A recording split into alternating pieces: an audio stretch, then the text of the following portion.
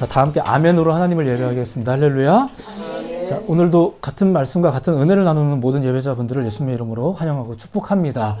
더불어 저희 데일리 처치 설교 영상을 통해서 또 같은 말씀을 나누는 분들에게도 하나님의 같은 은혜가 넘치기를 예수님의 이름으로 축복해 드립니다. 자, 오늘 우리가 보려고 하는 말씀은 느헤미야를 통해서 성벽 재건이 완성이 되는데 그 이후 이스라엘 백성들이 한자리에 모여서 예배를 합니다. 이제 그 장면에 대해서 오늘 좀 살펴보면서 오늘 우리에게 주시는 메시지가 무엇인지를 한번 좀 이렇게 함께 가늠해 볼까 합니다. 자, 본문 이야기에 앞서 우리가 먼저 생각해야 될 것이 있다면 이런 겁니다. 성벽 재건이 끝난 지금 왜 갑자기 에스라가 등장을 했는가입니다. 그 주석에 따르면 이 에스라는 에스라서 10장, 에스라 10장에 보면 한 사건이 있어요. 이방 여인과 혼인한 자들을 이제 조사해서 그 관계를 청산하게 만드는 사건이 있었는데 그 사건 이후 에스라가 잠적하거든요. 기록상에서 이제 드러나지 않습니다. 그리고 오늘 본문에서 등장을 하는 건데 이것이 시간적으로는 자그마치 14년 만이에요. 이렇게 오랜만에 이 사람이 등장을 해요. 자, 이 사람이 어떻게 해서 등장을 하게 됐을까? 당연히 느헤미야를 좀 봐야 되겠죠? 이 성벽 재건을 주도한 인물이 느헤미야입니다. 그리고 이 성벽 재건이 끝난 지금 어쩌면 자신이 그 사람들에게 더욱 주목받을 수 있는 상황이 지금 이 상황이에요. 이 상황에서 대부분 이런 타이밍을 많은 분들이 좋아하십니다. 이제 그때 나타나서 같이 사진도 찍고 뭐 이런 걸 그 타이밍을 많은 사람들이 좋아하는데 그런데 왜 그는 그런 상황에서 정작 자신은 뒤로 빠지고 이 에스라를 전면에 내세웠을까? 자, 애초에 이곳에 올 때 느헤미야의 마음에는 이제 한 가지 이런 생각이 있었습니다. 그의 깨달음이죠. 느헤미야 1장 6절부터 7절까지의 내용인데 나와 내 아버지의 집이 범죄하여 주께서 주의 종 모세에게 명령하신 계명과 율례와 규례를 지키지 아니하였다. 우리 민족이 이것을 지금 느헤미야가 고백하고 있거든요. 자기 민족이 겪는 이 어려움이 자기 민족의 죄 때문이라는 것을 이 느헤미야는 잊지 않고 있었습니다. 그래서 이 성벽 재건을 마친 후에도 자기 민족의 문제는 성벽의 문제가 아니라는 것을 이제 잊지 않는 거죠. 그래서 성벽이 완성되고 난 후에 이제 다 같이 안심하고 기뻐해야 되는 이런 상황에서 혹은 자기 공로가 좀 더 드러날 수 있는 이런 상황에서 이제 학사 겸 제사장이었던 에스라를 이제 전면에 내세우는 거예요. 왜냐하면 죄를 깨닫게 되는 것, 그리고 그 죄가 반복되지 않도록 하나님의 율례를 가르쳐야 되는 일은 내가 할 수 있는 일이 아니기 때문에 그렇습니다. 느헤미야는 바사제국, 페르시아죠. 바사제국의 궁중관원입니다. 타국의 공무원이에요. 그런 입장에서 자기가 할 수 있는 것이 무엇이고 할 수 없는 게 무엇인지를 아는 거예요. 그냥 이것은 하나님께서 기뻐하시겠다 싶으니까 그냥 너도 나도 다 하는 것이 아니라 역할이 있고 할 수 있는 게 있고 없는 게 있더라 이거죠. 그래서 에스라가 등장을 한 거예요. 자, 당시 현장 상황을 조금 더 이제 소개해 드리겠습니다. 남자와 여자들이 이제 사람들이 다 모이는데 성경 구절의 표현에 의하면 남자나 여자나 율법을 알아들을 만한 사람이 죄다 모였다고 합니다. 이제 그게 2절의 말씀이에요. 자, 그런데 여기서 알아들을 만한이란 표현이 3절에도 또 한 번 나와요. 자, 이 표현이 연속으로 2번 나온 걸 보면 어쨌거나 말씀은 알아듣는 게 중요한 겁니다. 알아듣는 것. 사실 이것이 오늘 이야기의 가장 중요한 핵심입니다. 자, 그래서 사람들이 이제 알아들을 만한 사람들이 한 자리에 모여서 이제 에스라의 말을 듣는 거죠. 에스라가 율법책을 읽기 시작하는 거예요. 정확하게는 소위 설교를 한 게 아니라 말씀을 읽은 겁니다. 그것이 새벽부터 정오까지 6시간입니다. 6시간. 그러니까 에스라는 6시간 동안 읽고 백성들은 6시간 동안 듣는 거예요. 그러니까 원래 설교는 이 정도 해야 되는 거예요. 이제 본문 낭송만 6시간인데. 자, 에스라가 이렇게 성경을 읽는 장면을 읽으면서 나름대로는 좀 목회자의 사명이 이런 것이 아니겠는가 이런 생각들도 좀 하는 부분이 있었습니다. 뭐냐면은 그들은 하나님의 말씀을 좀 순전하게 선포하는 사람들이었다는 거죠. 쭉 읽어나가는 것, 이 말씀을 순전하게 증거하는 것. 지금 에스라가 그렇게 하고 있습니다. 말씀을 있는 그대로 정직하게 소개하고 있는 중이죠. 물론 이것이 그냥 성경을 읽기만 한다는 것과는 조금 다른 문제입니다. 이것은 얼마 전에 제가 설교했던 이제 렉치오 디비나라는 설교를 좀 참고하시면 좋을 것 같아요. 그리고 이어지는 이제 에스라의 모습을 통해서 목회자의 사명은 또 이런 것이 있지 않겠는가, 뭐 이런 생각을 해보는 게 있는데, 뭐냐면은 다른 사람들보다 먼저 하나님을 예배하는, 다른 사람들보다 먼저 하나님을 예배하는 그런 예배자였다는 거죠. 6절의 말씀에 보면 이런 말씀이 있어요. 자, 6절 말씀 한번 같이 읽어볼까요? 성경을 덮지 않으셨다면 6절 한번 같이 읽어볼게요. 시작. 에스라가 위대하신 하나님 여호와를 송축하매 모든 백성이 손을 들고 아멘 아멘 하고 응답하고 몸을 굽혀 얼굴을 땅에 대고 여호와께 경배하니라. 아멘. 자, 에스라는 지금 모든 사람들이 보는 앞에서 먼저 예배하고 있는 중입니다. 그는 말로만이 아니라 자신이 예배하는 모습을 통해서도 백성들을 가르치고 있는 거죠. 그렇게 백성들은 그의 예배를 보고 동의하면서 그처럼 예배하기 시작합니다. 그러니까 목회자의 모습을 보면서 아멘 아멘 하는 거죠. 이것이 목회자의 중요한 사명이지 않겠나 이런 생각을 좀 하게 되더라고요. 성도들이 아멘 아멘 할 수 있도록 누구보다 먼저 예배하는 목회자, 이런 모습들을 좀 생각해 봅니다. 마지막 세 번째는 이런 겁니다. 백성들에게 율법을 올바르게 알릴 책임이 있다는 거겠죠. 자, 이것은 뭐 꼭 문자적 해석을 말하는 건 아닙니다. 자, 어쨌든 백성들이 말씀을 알아들을 수 있게 하는 것. 이것이 오늘날에 이르기까지 여전히 너무나 중요한 목회적인 책임이며 사명이지 않겠나 싶습니다. 자, 그런데 본문 속 당시 상황을 보면 바로 지금 이 세 번째 역할, 이제 백성들이 말씀을 알아들을 수 있게 하는 이 역할이 오직 에스라에게만 귀속되어 있지 않더라 이거예요. 에스라 옆에 어떤 사람들이 지금 있어요. 그들이 하는 역할이 뭘까? 자, 7절 말씀인데 읽어드릴게요. 예수아와 바니와 세레바와 야민과 악굽과 사부대와 호디야와 마세야와 그리다와 아사랴와 요사밧과 하난과 블라야와 레위 사람들은 백성이 제자리에 서 있는 동안 그들에게 율법을 깨닫게 하였는데, 지금 듣는 순간 바로 잊혀지는 이 13명의 이름들. 하지만 참 귀한 분들이라 이름을 그냥 언급해 드렸습니다. 여기서 언급된 인물들, 이름이 언급된 13명과 그 밖에 레위 사람들이죠. 사실 이 13명도 레위 사람들입니다. 자, 그들은 회중들 사이사이에 서서 에스라가 율법을 낭독하고 나면 백성들이 그 말씀을 깨닫도록, 알아듣도록 돕는 역할을 했다고 합니다. 자, 8절 말씀을 함께 읽어볼게요. 8절도 함께 읽어봅니다. 시작. 하나님의 율법책을 낭독하고 그 뜻을 해석하여 백성에게 그 낭독한 것을 다 깨닫게 하니 백성이 율법의 말씀을 듣고 다 우는지라. 이렇게 이어지죠. 그죠? 백성들이 울었다고 합니다. 근데 백성들이 운 것은 좀 더 정확히 말하자면 그냥 율법책에 적힌 내용을 들어서 운 게 아니라 그 율법을 알아듣고 운 거예요. 알아듣고 깨달았기 때문에 그렇게 운 거죠. 여기에서는 해석이라는 단어가 등장을 하고 있지만 이것이 그저 문자 해석만의 문제는 아닙니다.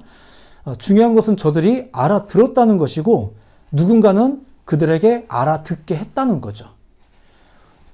우리 다 그런 건 아니지만 엄마와 딸이 대화를 하면 같은 언어를 사용하고 있는데 서로 잘 못 알아듣는 게 있잖아요. 그래서 너는 왜 이렇게 말귀를 못 알아듣니? 이러고 막 엄마는 내 말을 몰라 이러면서 같은 말을 쓰고 있는데 서로 못 알아듣는 게 있어요. 근데 가끔 옆에서 네 엄마가 하는 말은 그런 뜻이 아니야. 이렇게 또 해석도 해주고 통역도 해주고 합니다.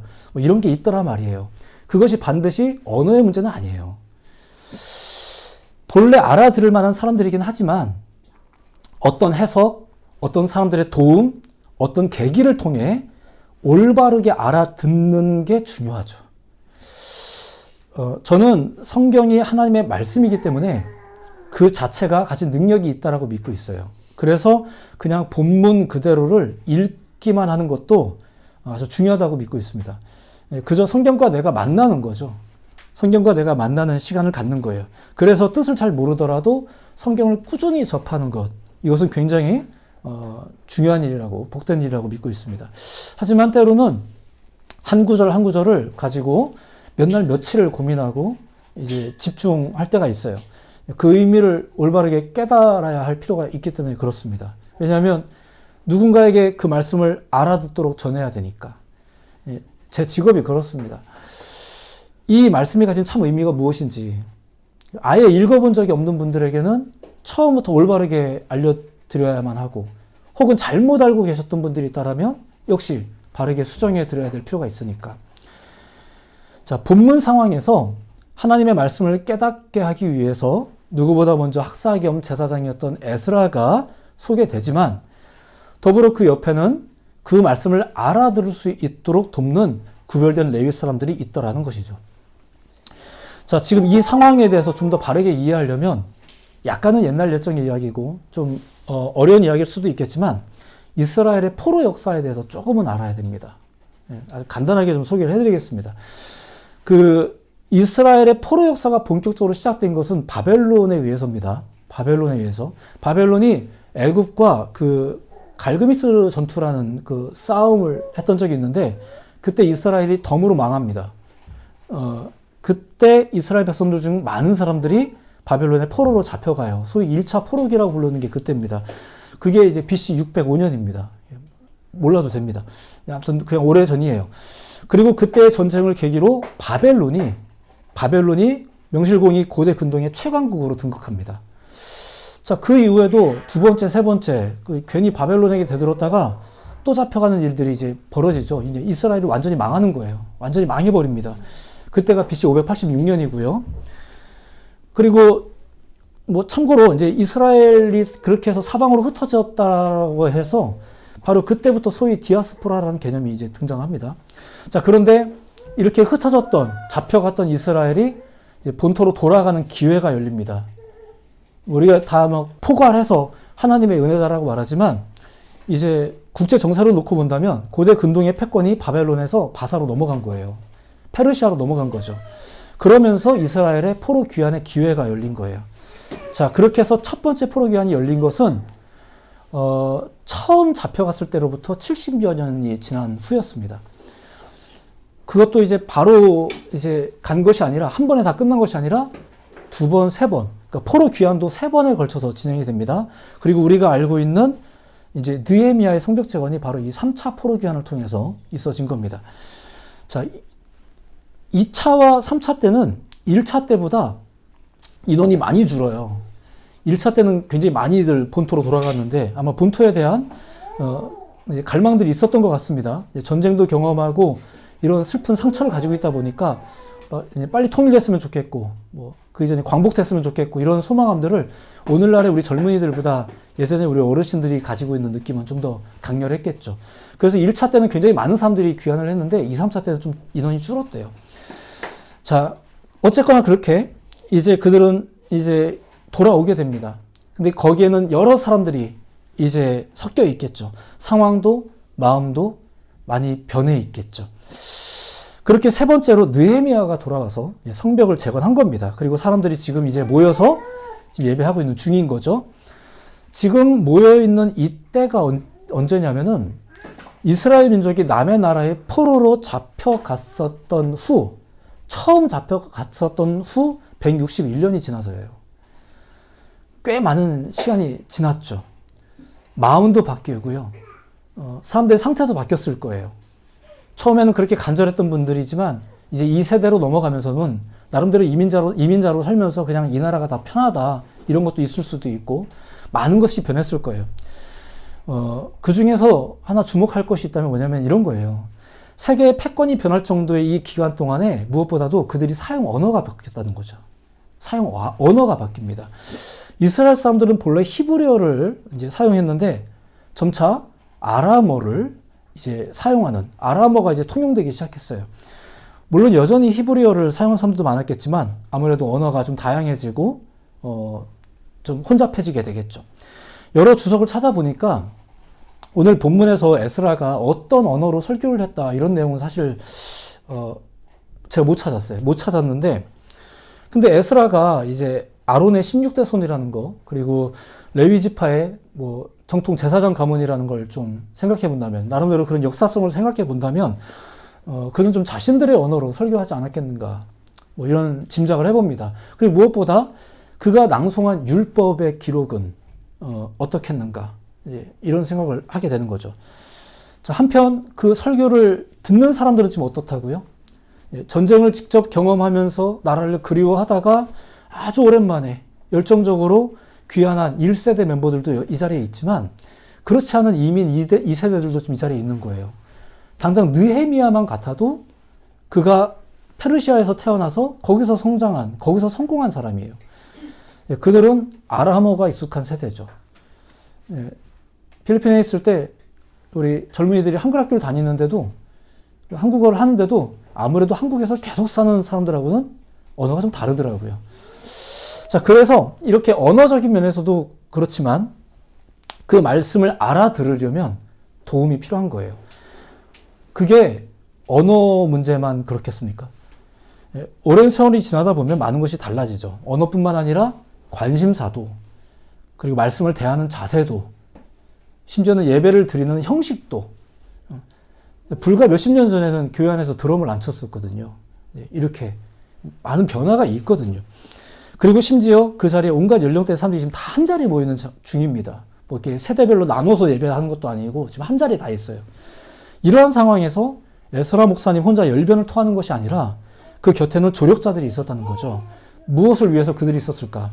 백성들이 알아듣게 하는 일을 위해서. 자, 말씀을 온전하게 선포하는 사람이 있습니다. 그게 에스라겠죠.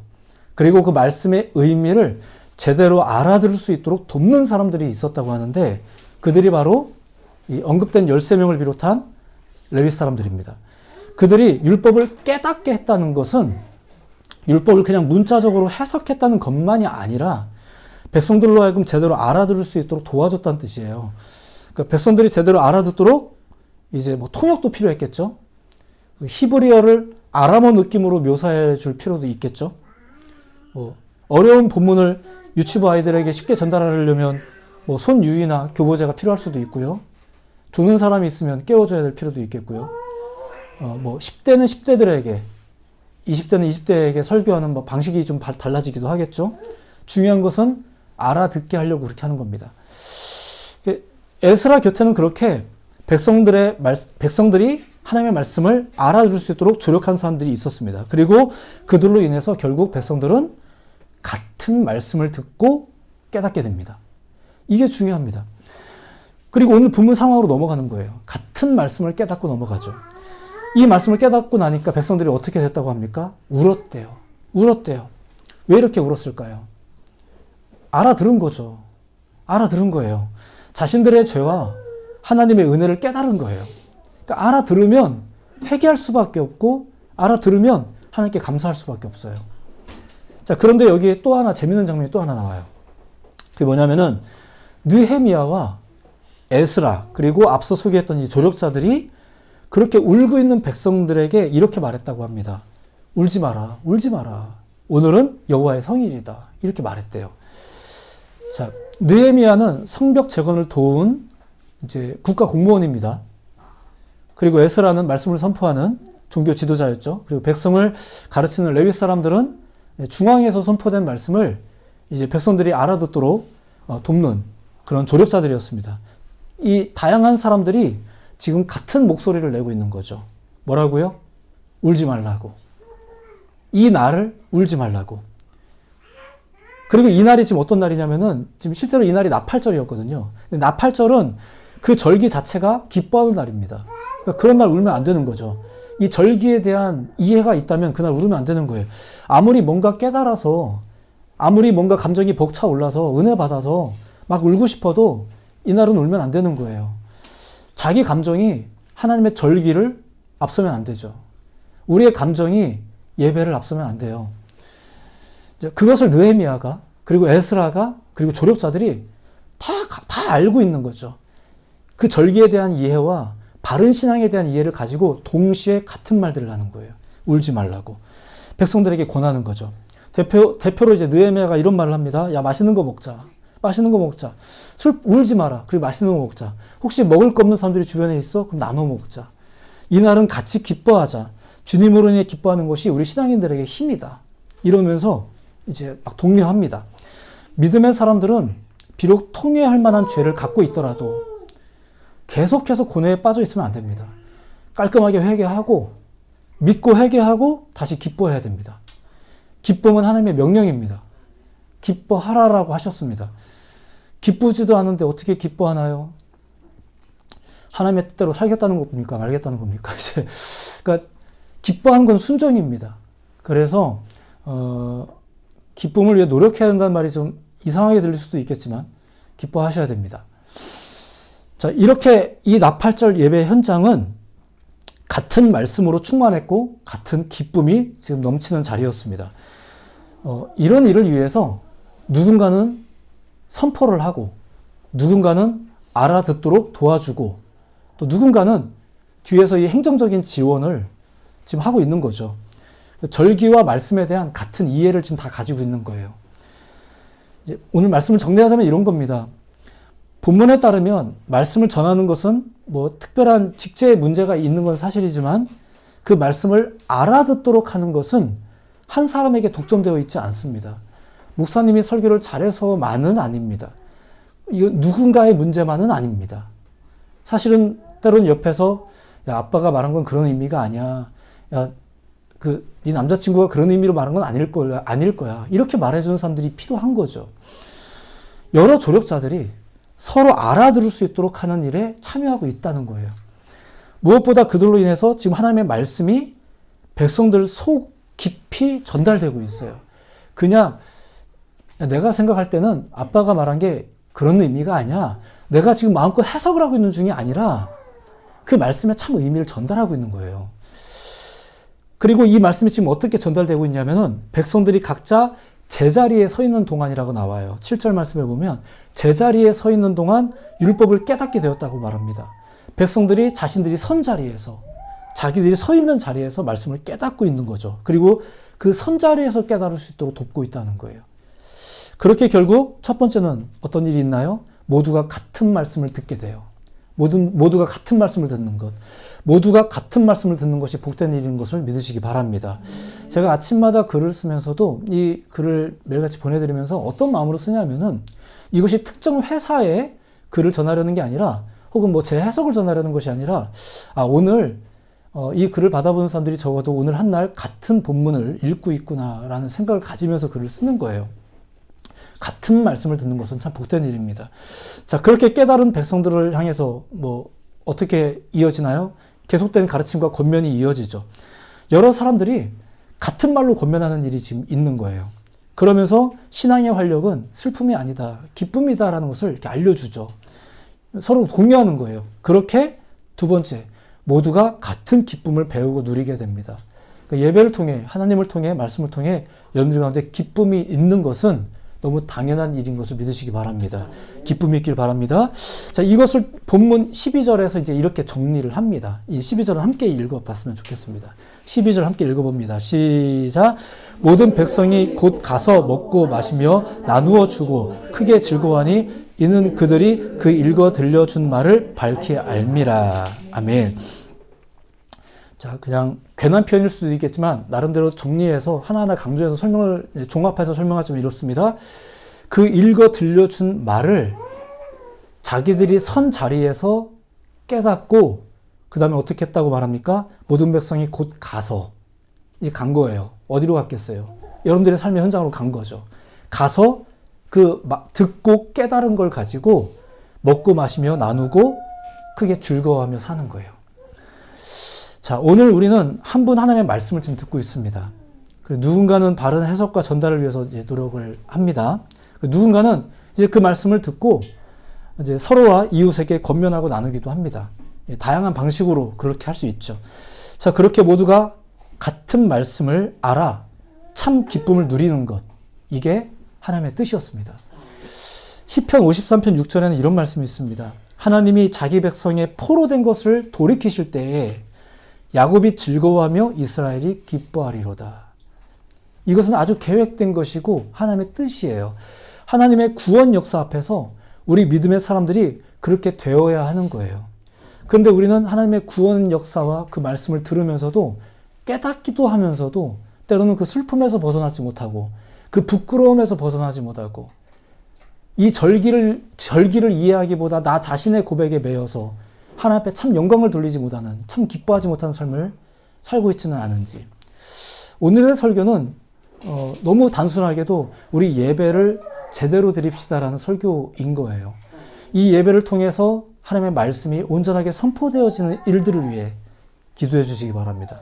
저 같은 사람들을 위해서도 부족하지만 기도해 주셨으면 좋겠고, 그리고 이 말씀이 그들만의 이야기로, 열변을 토하는 에스라의 이야기로만 끝나지 않게 같이 돕고, 때로는 서로 그 이해를 나누고, 때로는 조는 사람이 있으면 찔러도 주고, 뭐 이렇게 하면서 같이 알아듣도록, 이 말씀이 나만의 말씀이 아니라 모두의 말씀이도록 이런 돕는 일들이 또 우리 가운데 있어야만 하겠습니다.